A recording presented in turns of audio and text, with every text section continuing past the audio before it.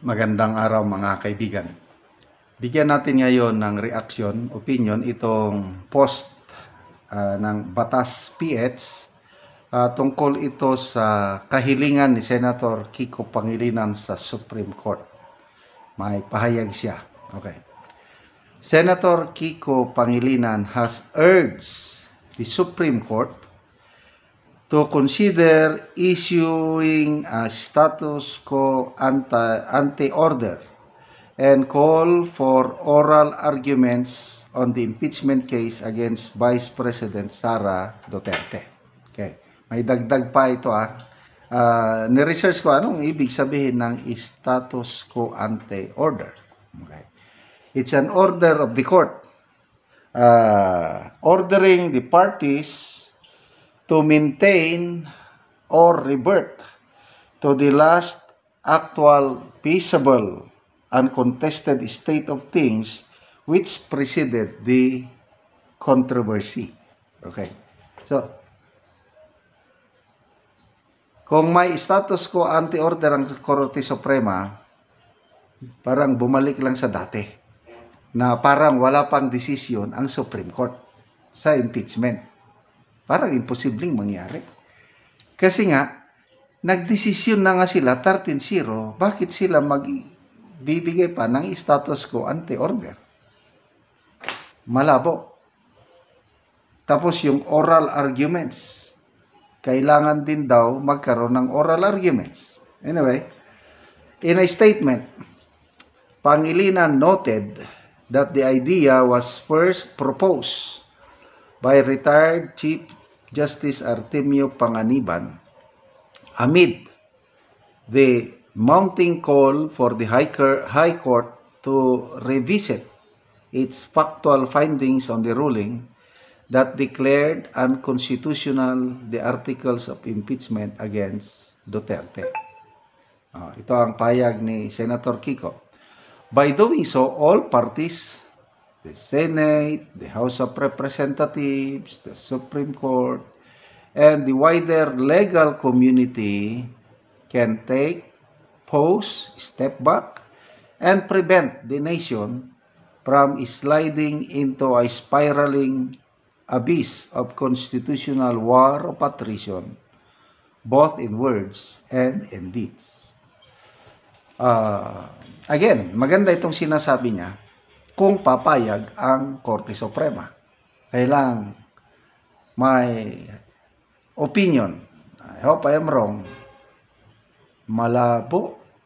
Kasi nga, 13-0 yung botohan eh. Mabuti lang kung 7-6 ang botohan. So, medyo salang ang lamang ng 13-0.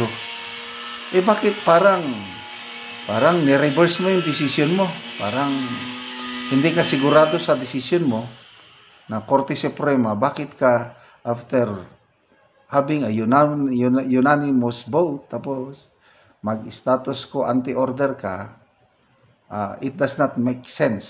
Sa tingin ko lang Anyway, idea ito ni Senator Kiko, let it be. Karapatan niya na magpayag ng kanyang naiisip. Sabi niya, such a conflict will only further erode the people's trust in our democratic institution and inflict lasting harm upon them. People's trust. Magbasa po kayo sa mga comments. Senator Kiko, kung wala kang time, let your staff do the work. Magbasa ka sa comments, sa mga posts sa social media tungkol sa bagay na ito. Ang dami ang mga gustong rumispeto sa desisyon ng Supreme Court. Kakaunti lang kayo na ayaw sumunod. Anong sinasabi nyo na people's trust ma-erode?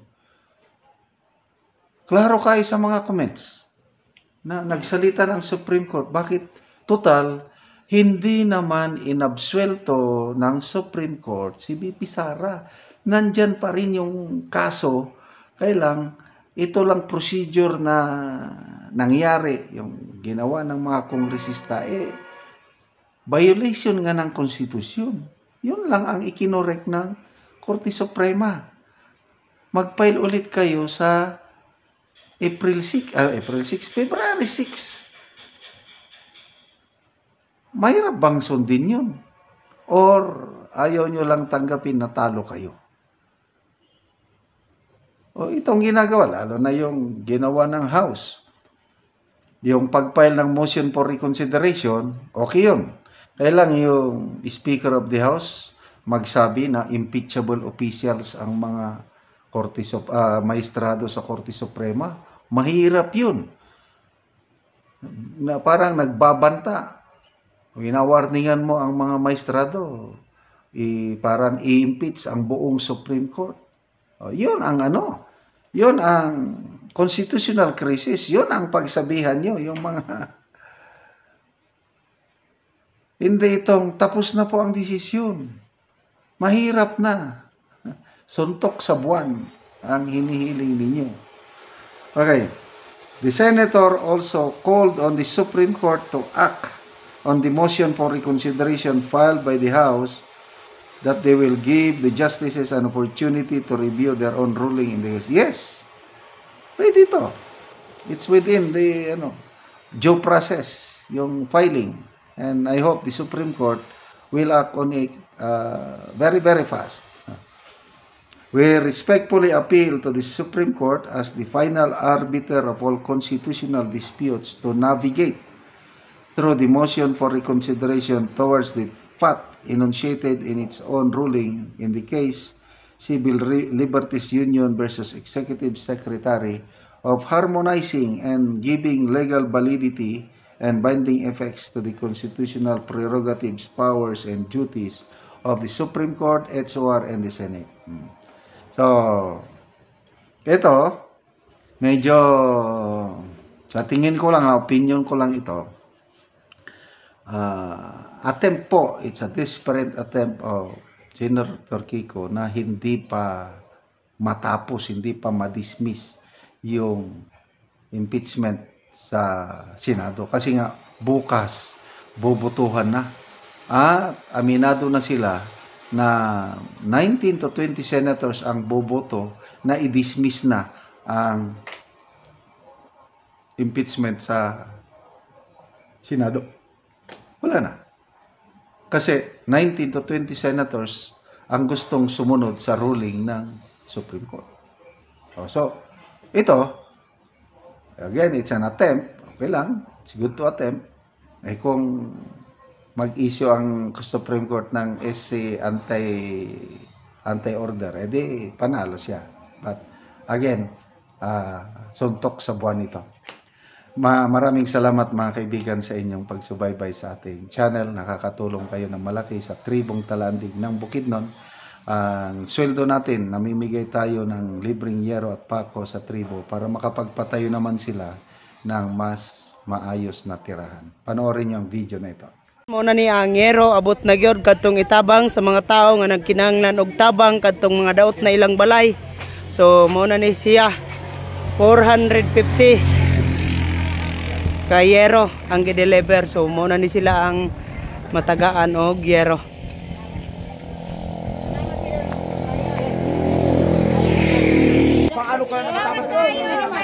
Muna ni sila ang matagaan.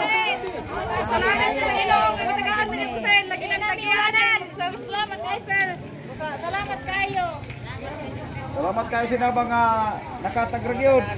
Inaabot na nabugangan pa. Nakasyak pa na lang.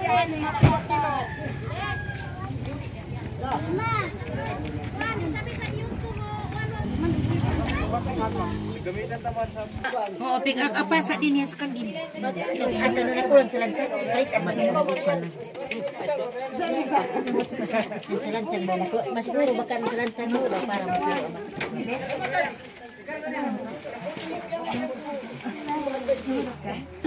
Sana dia kang mabajitan anay sindihan. Ayaw din ba ito mapasto ko. Salamat.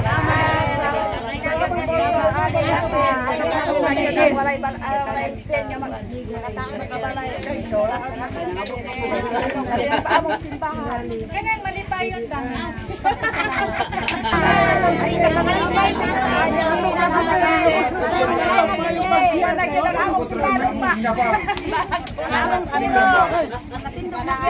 Ayaw pangatop sa siya. Pangatop na gid kay na.